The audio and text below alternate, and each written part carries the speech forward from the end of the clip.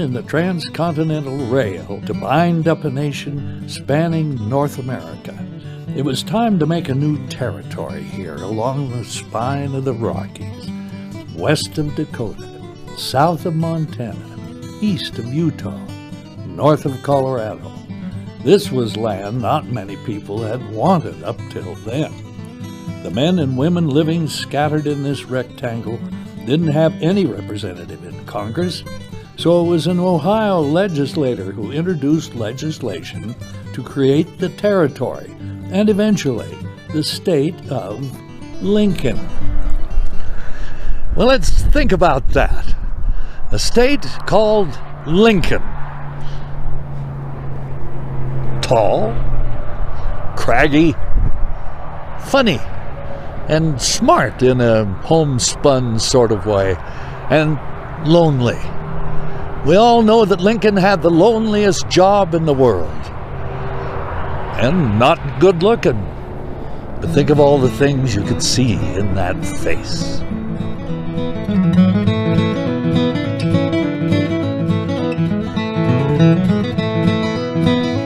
But the name Lincoln didn't stick. Instead, they chose a Native American name from the Delaware language in Pennsylvania. A lovely name, Wyoming, which meant on the big plain. The unfortunate thing was that no member of the House committee had ever been out here before. So when names were suggested like Cheyenne or Arapaho or Sweetwater, a lot of people were a little skeptical as to how representative they would be for the whole area. And then of course when Lincoln was brought up, I'm sure that there was some reference made to the newly established capital of Nebraska. Here is Lincoln in Nebraska, and how would that look? There's a lot of Lincoln still in Wyoming. It's a rough-hewn world with a lot of open space, a lot of wear and tear, a lot of wild beauty, and just a smattering of people, most of whom like it that way. There are teepee rings and horses and beautiful rock formations, and the wild horses would come and stand in the road and just look really grouchy at us. That's the Wyoming I love. There are some wonderful places in Wyoming. Acres of wilderness area. You know, there's no roads, there's no electricity, there's nothing. I mean, you want to go in, it's leather, either saddle leather or shoe leather, like that, one of the two. There are also some just pretty dreadful places in Wyoming. If you live in Wyoming, you know the phrase well. It's a small town with long streets. People don't think much of traveling hundreds of miles to see, well, a neighbor. A rancher raising heifers in the Green River country on the west side of Wyoming has friends who trail their livestock near Devil's Tower in faraway northeast Wyoming. You know your neighbors, however far-flung, because there aren't that many of them. They work in coal mines, they fish on the rivers, they drive the big trucks, they dance to Cowboy Swing. It's a big, various place, Wyoming. Not easy to get your hands around. But we're going to give it a try. We're going to see if we can grasp the whole of it. That's what Agnes Wright Spring did back in the 1920s, driving an old Model T on roads that were nothing like the blacktop we have today. We're going to do it differently. We're going to take to the air for this journey. But we'll have Ms. Spring's voice with us because she wrote timelessly about Wyoming.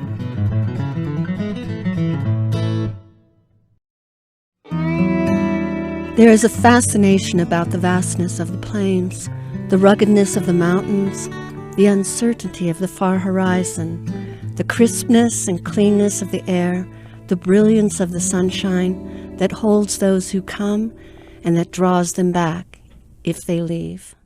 Agnes Wright Spring. This is the way most people enter Wyoming, on wheels, on big blacktop.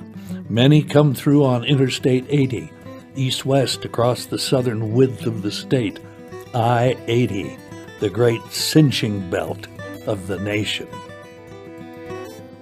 Wyoming is a place that people pass through to get from one place to another. Wyoming not as a destination, but as an area of transition. But before there were semis and RVs and now and then a brave bicycle, there were bears and bison and bands of Shoshone and Arapaho and other tribes. Our wandering around wasn't limited to just borders or fences. Being able to go north and find where the buffalo were, or being able to travel south, where it was warmer, or meeting up with other bands. That was the way of our grandfathers. And in the 19th century, a new band arrived, large numbers of non-native immigrants pushing west, looking for a way across the mountains, and finding it in Wyoming. Wyoming is really the key to the peopling of the continent, which differentiates it from states both to the north and the south. That basin and range structure has provided more access, both north-south and east-west, than almost any other state outside of the typically flat areas of the American Midwest and Great Plains. The immigration through Wyoming reached its height in the 19th century, first with the military, then wagon trains, then with the transcontinental railroad. For many travelers then and now, the first stop entering Wyoming was, and is often, Cheyenne, one of the state's 2 big cities.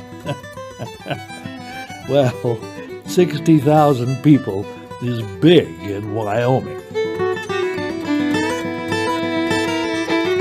Then came the Union Pacific Construction Camp and cattle and sheep and mining and wealth.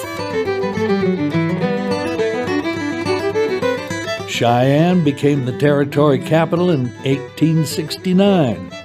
The cattle barons fattened their cattle and wallets on the open range until the terrible winter of 1887. When ranchers have less to do in the winter, many of them come down to serve in the part-time legislature. Another legacy of ranching is Frontier Days, the biggest outdoor rodeo in the world for over a century. Wagon trains, railroads, and automobiles traveling west over the Snowy Range in Medicine Bow National Forest. But mountain bikers, campers, and climbers stop to clamber on the rough skin of the Vidavoo Rocks.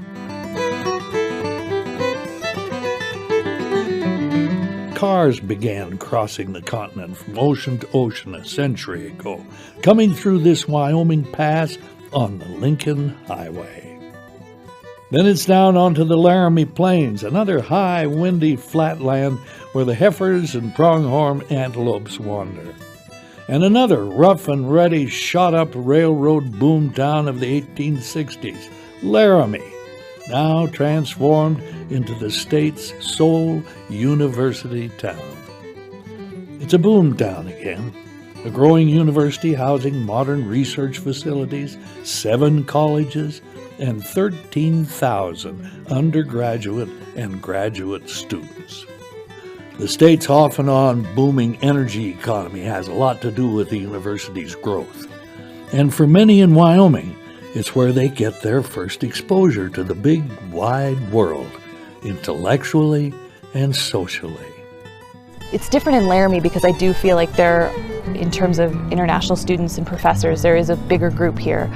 Here in the West, people are in their houses, they're in their cars. They aren't out in the world quite in the same way that they would be in India. But whenever I've talked to the Indian students here, or even a lot of the international students, they say Wyoming is incredibly welcoming. People are really interested in knowing.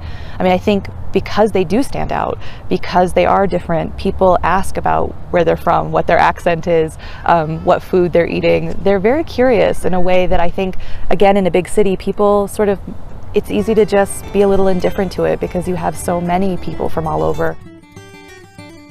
And not far from the glittery, modernized campus remnants of the old Wyoming, which is really not that old when you think about it, remain. Butch Cassidy didn't go to UW, but he had a room nearby. Crumbling stumps and logs of old fir presses, ruts worked deep by rumbling wagon wheels, arrow-strewn battlefields, tumble-down shaft houses and rotting sluice boxes, broken aerial tramway castles that whine in the wind, ox yokes and rusty beaver traps. The past presses so closely on the present. Agnes Wright Spring. The southeast corner of Wyoming has remnants of all the things that shaped Wyoming historically. The artifacts of Indian settlements, the logging camps, mining, ranching, the energy industry.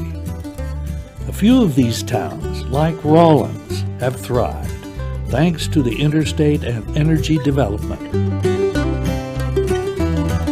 But small rural towns off the main routes are withering all over America.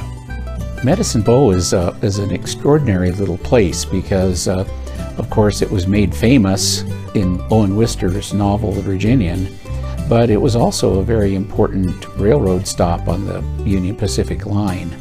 And during the boom years, it was constant people coming out and wanting to get the city council to authorize new developments in one direction or another. And the local people, like local people everywhere in Wyoming in the boom and bust towns, would be saying, well, this time this boom is going to last. So we can afford to authorize new housing developments and new water and sewer facilities. And it's a bittersweet sort of memory because a lot of us in the back of our minds were hopeful that this was going to be the boom that would last. But reflecting on Wyoming's history, you almost always have to come to the conclusion that there's a pattern that we can be expecting. Owen Wister put Medicine Bow on the map by evoking an Old West buried in time. Maybe real, maybe not. Just down the road at Como Bluffs, there's more buried history. Prehistory, really. Giant, largely intact dinosaur bones. Of the east-west, north-south corridors that make Wyoming topography unique, many are carved by water, which in the days of the dinosaurs was much more abundant. Directions are confusing. Rivers flow north, east, south, west, eventually to oceans, but never in a straight line. We'll try to follow. But before the journey, relax. Indian tribes here long before Europeans designated Hot Springs a magical place, a peaceful spa for R&R. In Saratoga, Hobo Hot Springs is free, open to all, and right by the river. The river, which, by the way, is Blue Ribbon Trout Stream, the North Platte. That's how we migrated all over. In our world here, the Arapaho people, this land is sacred. Even the mountains, the water. We've got lakes here close by. We've got the rivers here. They're all sacred. The North Platte comes out of the Medicine Bow Mountains and meanders north and east across the high plains, gathering streams like the Sweetwater along the way. In some ways, it marks the great pathway through the middle of the continent, a mile wide and an inch deep. That's one way the Platte is described. Too thick to drink and too thin to plow. That's another. Imagine what that was like. Dry, dusty, with not a lot of usable water, so you kept moving, even with the arduous climb over the Rocky Mountains ahead of you. Water is scarce in most of Wyoming, and valuable. Whiskey is for drinking, water is for fighting over, Mark Twain said of the West. So, beginning a century ago, we began damming the Platte, Seminole, Pathfinder, Alcova. Between those dams runs some of the best trout water in North America, the fabled Miracle Mile.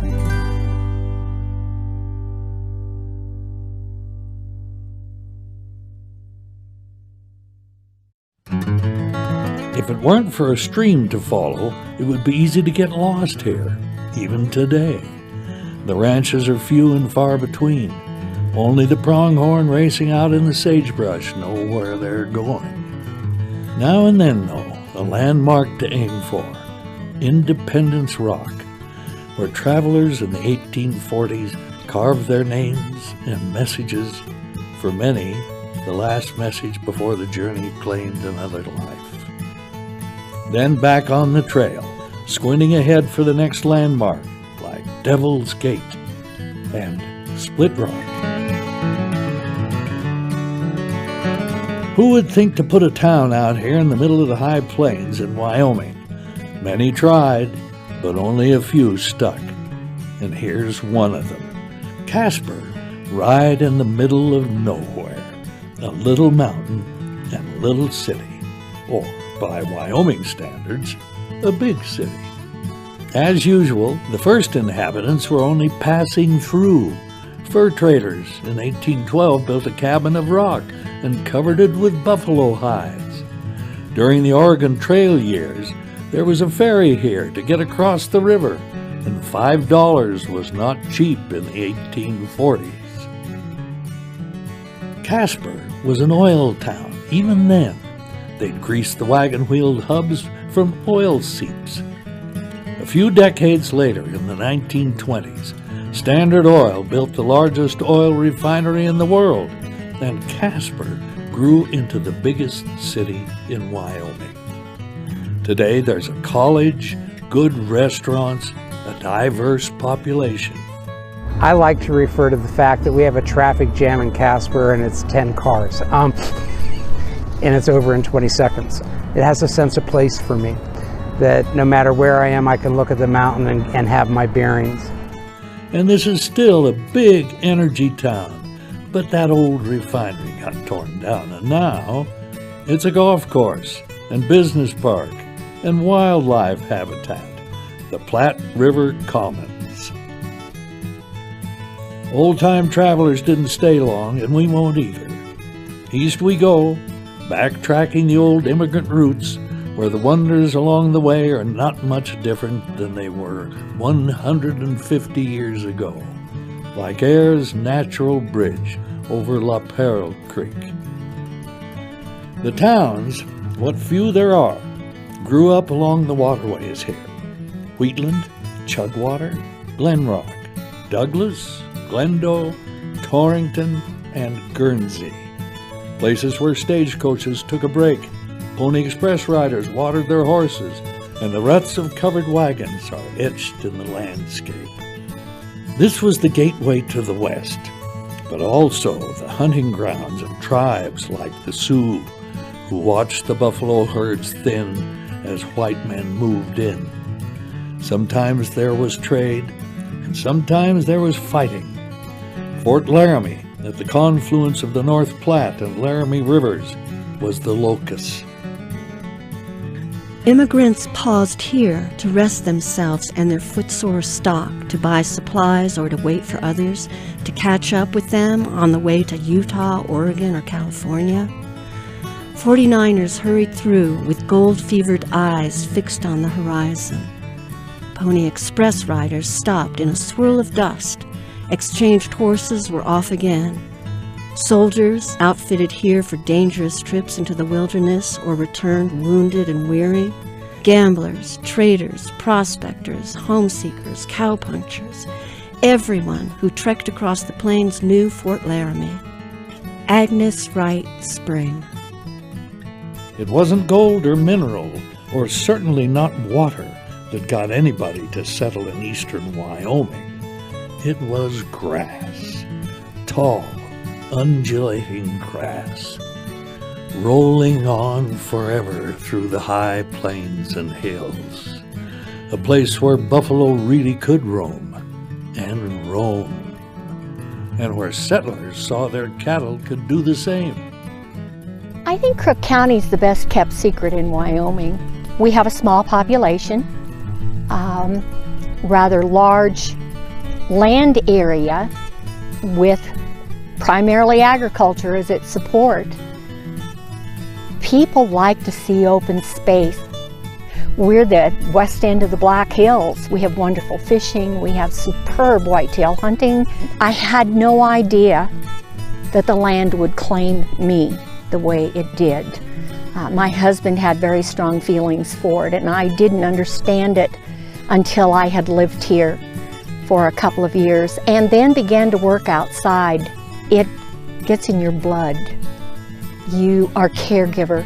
You husband the land the way you take care of your children because it's in your care.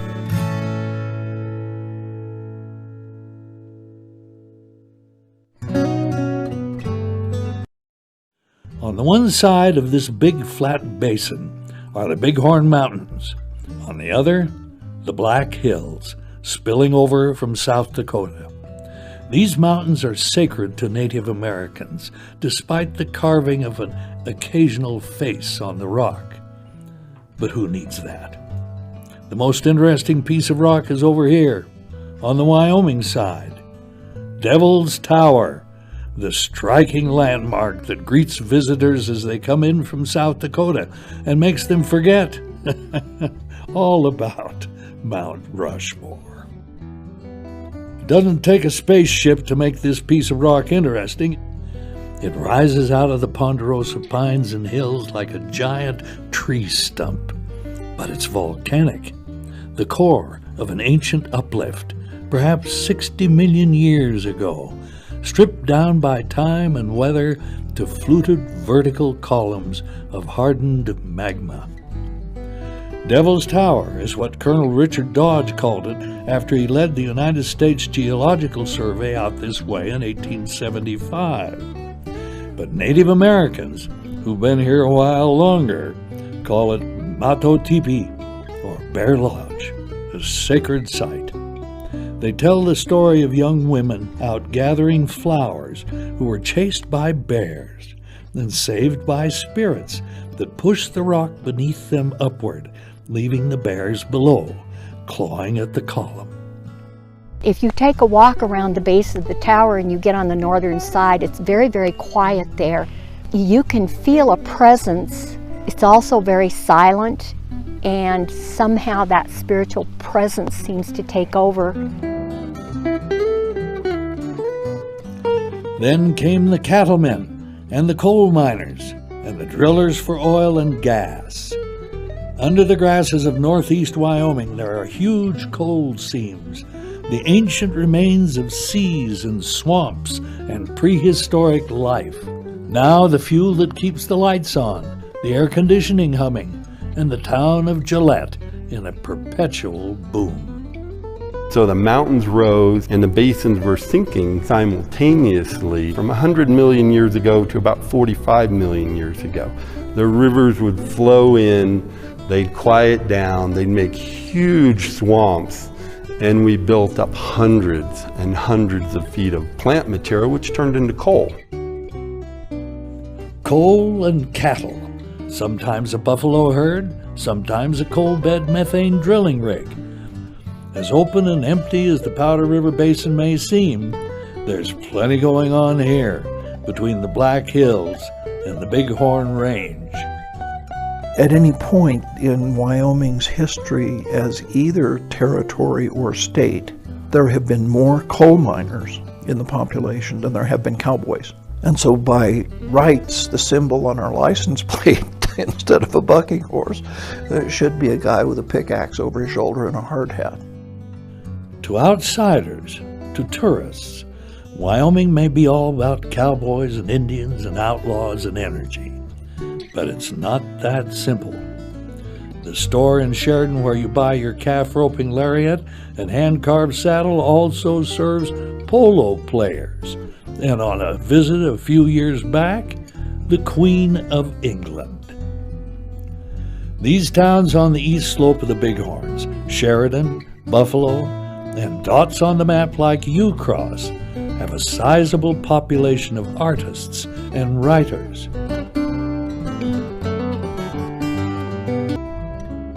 Once, sheep ranchers and cattle barons shot it out in the Johnson County Wars, and Butch Cassidy hid out in the hole in the wall. Now, it's Sheriff Walt Longmire keeping the peace. Wyoming is one of those places that you can't ignore. Or if you do so at your own peril, is the way I kind of look at it. It's always going to be a major character in everything that I write. There are a lot of stereotypes and cliches like that people have about the American West, and one of them is, a man's got to do what a man's got to do, and every man for himself. We solve our own problems out here, Pilgrim, that kind of thing. And anybody who's ever lived in a farming or a ranching community knows that you're more aware and more dependent on your neighbors in that situation than you ever would be in a more urban situation. And I think that that's one of the hallmarks of Western of the Western lifestyle that I think is kind of missing a lot of times in the Hollywood presentations of that type of thing. In a place like Wyoming, it's very different from some place like LA or Chicago or New York, where you can basically ignore the natural world. There are enough resources, to where you don't really need to know if it's going to, snow that day or rain that day or whatever. You've got enough buildings, enough cafes where you've got food, you've got taxis to take you from place to place. There are lots of places in Wyoming where you do not have that luxury. And so you need to be aware, of the natural world. The Shining Mountains, they were once called, now the Bighorns, after the bighorn sheep that roam the high crags, peaks rising over 13,000 feet above sea level. Wilderness beauty, cliffs and forest and waterfalls, a place to get away from the noise and the crowds, a place to meditate and to tap a spiritual vein, like Plains Indian tribes who came here before Europeans and come here still on vision quests. Topography is destiny. Wyoming topography is made up largely of the tops of a bunch of what used to be really, really big mountains, filled in with the basins, stuff that's eroded and washed into the areas between.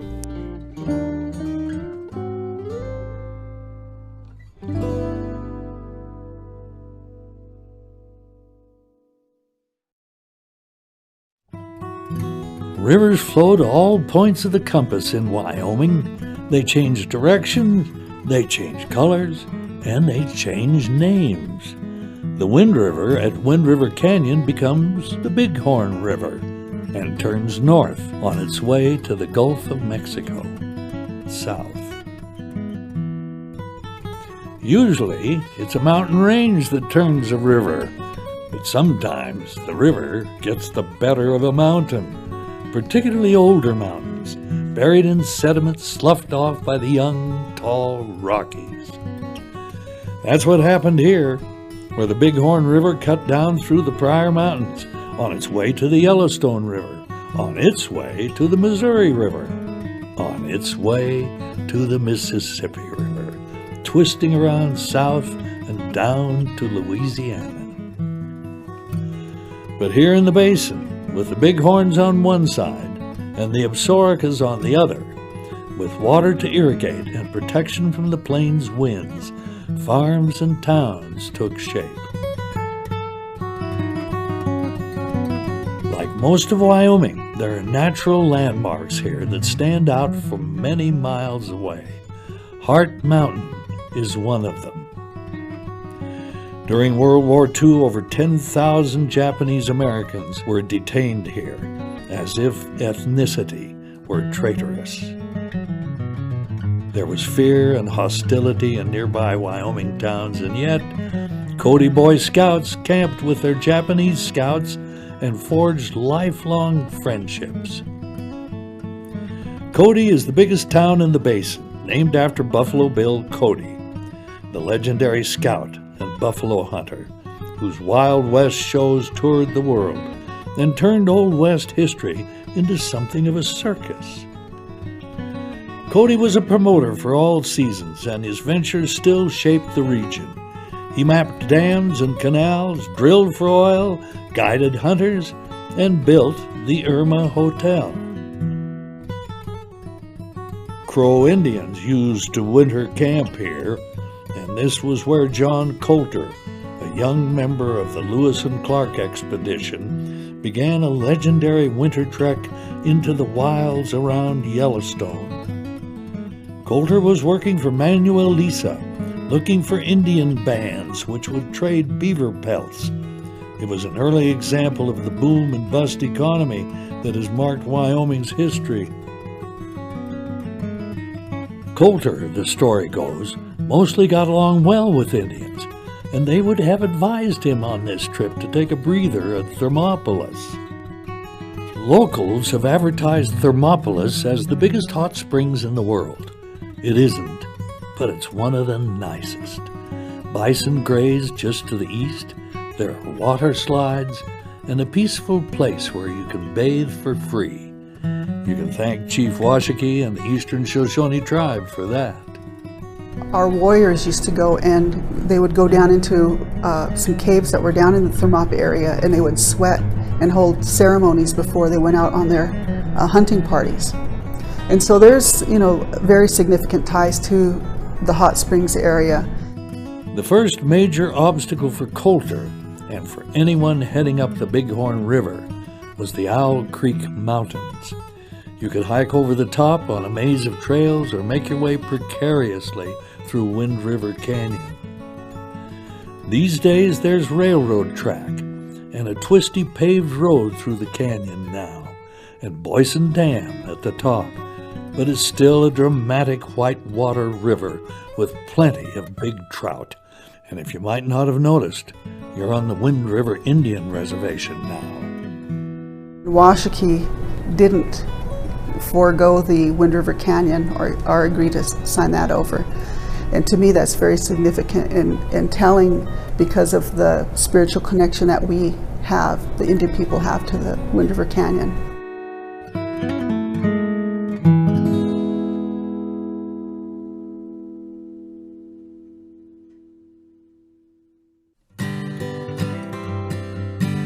There's hidden wealth in these mountains: water, oil, and gas, and wilderness.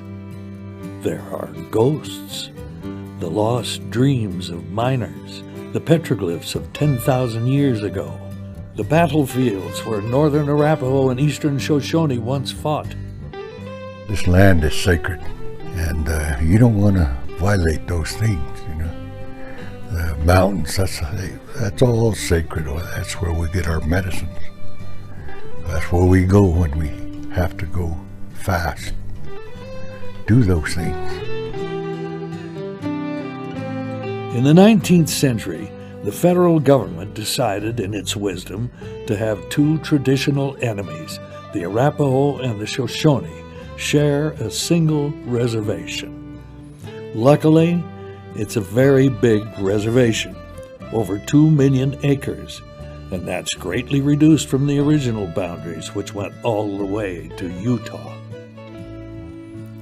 As the tribes put aside their nomadic past and settled into what the Shoshone call the Warm Valley, so did non-Indians, some of them as suppliers and traders to the reservation, some to raise crops and livestock in the mild climate, some to mine in the gold fields near South Pass. Strains remain between tribes and their neighbors, but you wouldn't know it at powwows and rodeos. I won't sugarcoat it and say that I've always been treated fairly. I've gone through stereotyping, I've gone through racism, and the only thing that I can do is just treat people fairly and be respectful of other people.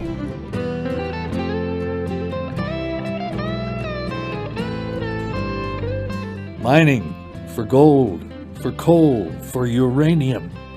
It seems to be almost everywhere in Wyoming. Coal mines, gold in South Pass City, uranium in Jeffrey City, and iron ore in the foothills south of Lander. Comes and it goes, boom and bust.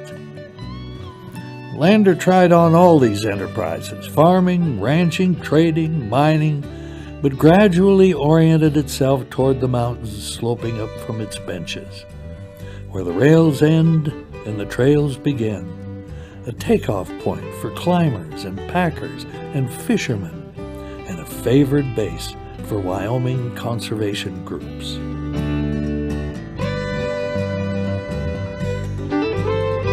This is where John Coulter went next, north, up the Wind River, on the east flank of the Wind River Mountains. The highest peaks, the oldest rocks, and the largest numbers of glaciers, and more lakes than you can shake a rod at. The Wind River Mountains may not have the celebrity status of Devil's Tower or Grand Teton, but this range is longer, taller, and deeper than any other in Wyoming. The Rockies are a young mountain range, only 60 million years old or so, and some of the rock exposed by their uplift is much, much older. The Wind River peaks, like Gannett, Lizard Head, and the fabled climbing area the Cirque of the Towers, are jagged and tall, Lincoln-esque, you might say, with deep lakes pocketed in steep slopes and clothed in forest and glacier ice.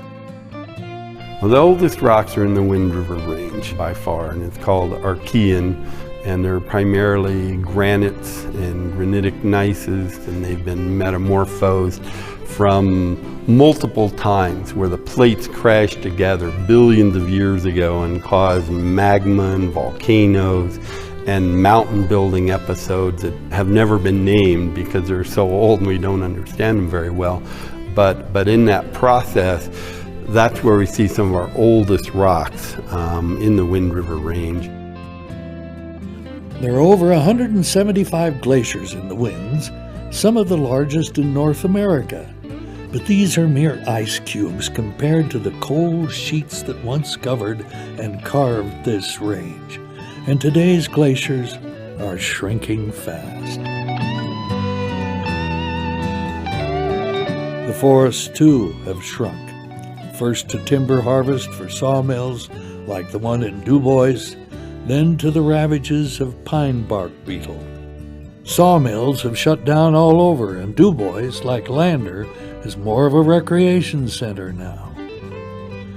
Wilderness designation protects much of the range, which extends 100 miles south to north before attaching itself to Yellowstone Plateau. For natives and immigrants, these mountains presented a rugged barrier until they found their way around the south end, where the Sweetwater River trickles off the mountain's backside, and the range flattens out to let covered wagons and SUVs through its South Pass. It was the way of the Oregon, Mormon, and California trails in the 1840s when over 350,000 travelers labored through, watching for landmarks like the Oregon Buttes or the Honeycombs.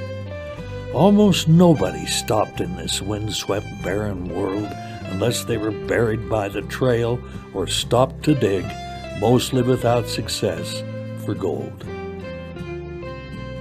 Ahead is an abandoned mining area with crumbling sluice boxes and a few prospectors still hoping to find again the lodes that stampeded 10,000 into the region in the 1860s.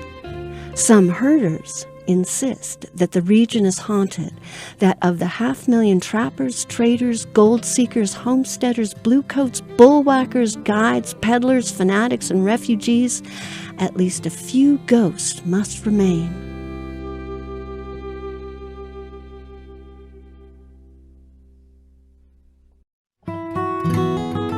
It was hard to escape this rough land, even water.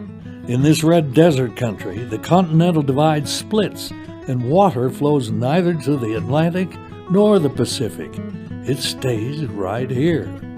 Water for the unique flora and fauna of this high desert, and for the wild horses that run free.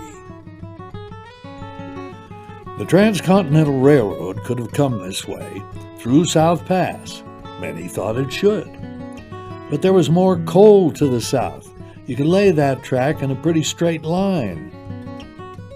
And almost 100 years later, the interstate highway system followed the same corridor. Once again, Wyoming was the key to getting past the Rockies, and once again, people drove on by. Let's say that's their loss, shall we? This is all that a lot of travelers see of Wyoming firsthand. They may stop at Rock Springs, the biggest city in the Southwest, but never leave the off-ramp friendly gas stations. The plentiful surface coal hereabouts is poured into the maw of the Jim Bridger power plant or shipped out in rail cars. So are the remnants of the old lower pay days when workers came from Ireland and Hungary and China. Sometimes that led to ethnic violence, like murderous attacks on Chinese laborers in 1885. But it also made Rock Springs the most ethnically diverse community in Wyoming. If you go to almost any former mining community in Wyoming, you'll find very substantial numbers of Italians, Silesian Poles, and you'll find some German and French populations as well. If you look at towns in Wyoming like Rock Springs, it's probably as diverse a community as you find almost anywhere in the country. These towns along the old UP line know better than most the boom and bust economy that has often plagued Wyoming. The questionable future of coal puts them on the edge once again. Raw materials rise and fall on the whim of the world's appetites. But the world today consumes a lot of glass and detergent and other things made from trona, the sodium sesquicarbonate mined in mazy tunnels around here. It provides good pay and a nice place to live along the beautiful Green River and beneath the pinnacles of Castle Rock. With a few days off and a power boat underneath you, you can take off into Flaming Gorge Reservoir to water ski or fish for big lake trout or bass. You'll be following in the footsteps or the wake of explorer John Wesley Powell, who started here on his perilous journeys exploring the Colorado River and Glen Canyon. Powell would probably not be disappointed by the dams on these rivers today. He believed water was the governing commodity in the arid West. He thought settlement should be limited and scaled to watersheds. In fact, he wanted states shaped around watersheds. That didn't happen. Jim Bridger was another 19th century adventurer who floated some dangerous water. But then there wasn't much he didn't do, at least to hear him spin the yarn. He was a beaver trapper and a fur trader, an explorer who found the Great Salt Lake, married Indian and Mormon women, and swapped goods and tales with Indians and immigrants alike. His old fort along the Oregon Trail has been rebuilt, and every year Bridger wannabes dress up and shoot muskets in a rerun of the Trading Rendezvous.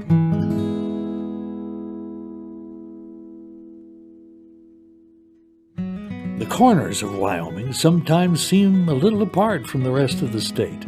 The isolated ranches of the northeast, the resort riches of Jackson Hole in the northwest, and then the southwest corner of the state, more tied to Utah, it sometimes seems, than to Wyoming. Evanston was another town built along the Transcontinental Railroad, and the big roundhouse where they used to fix up the trains has been restored. But wealth these days comes, like it does for so much of Wyoming, from the energy industry.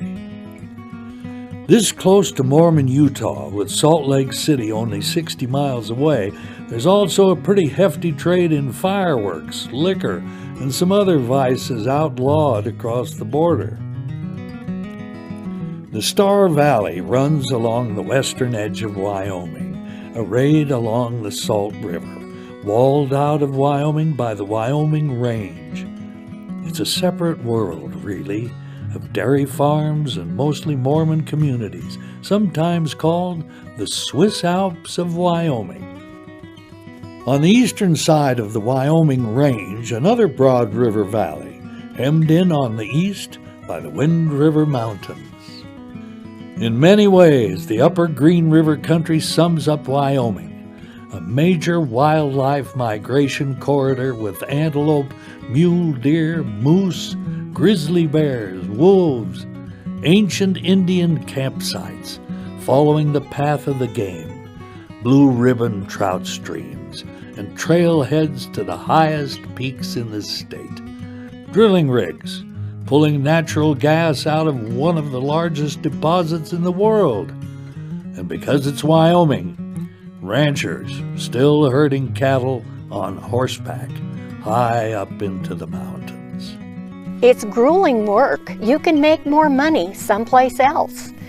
There is nothing like an early morning in the springtime listening to the meadowlarks call and going out to fix fences. When you see the life cycle of not only your livestock but your wildlife, it's just simply that cycle of life that touches you in every way, through your family, through your livelihood. On their east side, the Wind River Mountains are more abrupt and dramatic, the ancient granite rocks pushed up by the thrust of tectonic plates. And as we move north, all these mountain ranges, the Wyoming, the Wind River, the Gros Ventre, the Absarokas, the Beartooths, come together like spider legs to the Yellowstone Plateau. The dramatic natural beauty that surrounds the valley is a bountiful gift that draws visitors from around the world. The wildernesses, the rivers and canyons, the national parks. But these are not theme parks. They are parks of nature and parks of a wild nature. Climbers face slippery granite cliffs and lightning. Paddlers dip and spill in whitewater rapids. Moose and bears and wolves guard their territory. I've taken to going off trail, and I found some really fun lakes that are a bit of a scramble to get to. They're a little western, the approach to them, but I mean, you have this amazing lake all to yourself in a national park that a lot of people complain that's crowded. And you know, I'm out for 10 hours and don't see a single person the entire time I'm out. And the land itself, now and then, unleashes its terrifying power. The Grand Tetons are a young mountain range, only 10 million years old, surrounded by a young national park created in 1950. True to Wyoming's character, none of the locals wanted the federal government messing with the Tetons, even if some of the tourist operations were making a mess. But in the 1920s, John D. Rockefeller quietly bought up a bunch of ranches around the range and surprised everyone by donating it to the federal government to create a new park. There were armed protests. The Rockefellers kept their own piece of paradise in the park, including some posh rustic resorts and their own vacation inn holding. But in 2007, they donated the J.Y. Ranch to the park and removed all its structures. Grand Teton National Park, like the mountains it protects, is young and still growing. Alpine lakes, granite spires, moose and elk wandering through. And the occasional Boeing 757. Well, they had to make some compromises to get the locals to support the park. And these days, there are some powerful locals who need jet service to get to their second or third or fourth homes in Jackson. It's the wealthiest community per capita in the United States. And it's not just the incredible beauty that attracts the wealthy, it's the lack of a state income tax. Not to mention a world-class ski resort, good restaurants, and mountain mansions that would make St. Moritz envious. It's a world apart from the rest of Wyoming, but wouldn't we all like to be a part of that world? Whether you're a bazillionaire or you're someone like me who struggled to get a house here, you're here for the same reason, and kind of everyone plays well together. We love this landscape, we love being out in it, we love saving it, we love looking at it. I've been going through chemotherapy for the past 4-5 months, and it's like just being able to get outside in this landscape and smell the sage or hear the crackling of the snow underneath my feet or look up at the Tetons has just done more to get me through chemo than anything that the hospital has given me. Jackson, an enclave of high-tech recreation, wealth, and comfort. And only a few dozen miles away, we have the most wild, the most remote wilderness in the lower 48, the Yellowstone Plateau. Now, if you're thinking of Old Faithful, well, we'll get to that. But first, contemplate the backcountry, Beckler Falls, the Thoroughfare, Two Oceans Peak, where water flows west to the Pacific and east to the Atlantic. If you venture here into this wilderness, beyond the reach of cell phones and, well, television, it will change you. Sparkling streams, herds of elk, streaming fumaroles, spawning trout, howling wolves, craggy ridges, soaring hawks, dense forest, lurking grizzly bears. It's one of the rare places left on earth where you take your true measure amidst the beauty and the danger of the wild.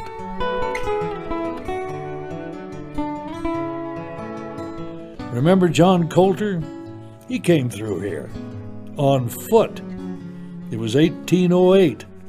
No Gore-Tex or RV, by himself in the winter. When he came back to civilization, weather-worn and alone, talking of fire and brimstone in the wilderness, nobody believed what he described. Something about the park's air was and is powerfully stimulating to the imagination. The result is a surviving and constantly growing body of legend, including unblushing whoppers such as the tale of the petrified sagebrush that bore diamond, emerald, and ruby fruits as large as walnuts. Agnes Wright Spring. It would be more than a half a century before Congress, looking at the paintings and sketches brought back by the Hayden expedition in the 1870s, finally believed. In 1872, Yellowstone was crowned the nation's first national park. Of course, we can't all be John Coulter. Today, there are civilized alternatives. These venerable old hotels are a legacy of the railroad era, near the turn of the century, when Victorian tourists got off the train just outside the park and rode stagecoaches into suitable accommodations. But the automobile, arriving early in the 20th century, shaped Yellowstone into the park it is today. A figure-8 core of busy roadways, blocked sometimes by bear jams, gas stations, tour buses, curio shops, and ice cream, surrounded by high wild country which frankly, or thankfully, not many people ever penetrate.